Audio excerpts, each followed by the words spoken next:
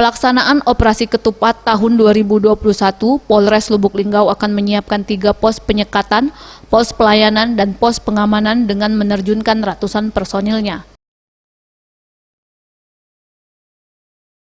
Terkait dengan adanya larangan mudik yang resmi dikeluarkan pemerintah mulai tanggal 6 hingga 17 Mei mendatang, Kapolres Lubuk Linggau memastikan pihaknya akan memperketat pemeriksaan di pos penyekatan yang disiapkan di perbatasan Lubuk Linggau Bengkulu.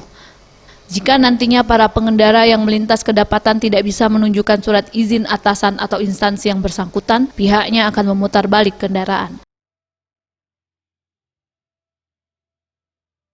Sedangkan untuk pos pelayanan ditempatkan di kawasan Jalan Yosudarso, Kecamatan Lubuk Linggau Timur 1, dan pos pengamanan di Kelurahan Simpang Priuk, Kecamatan Lubuk Linggau Selatan.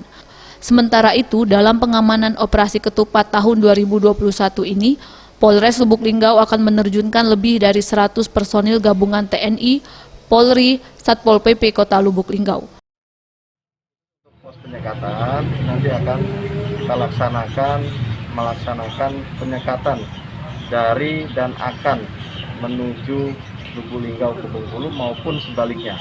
Ya, jadi untuk masyarakat dari luar yang masuk Lubuk Linggau apabila tidak memiliki izin, kemudian juga perintah dari surat edaran dari pemerintah untuk tidak melaksanakan mudik, tentunya akan kita putar balikan. Tim Liputan Sriwijaya TV.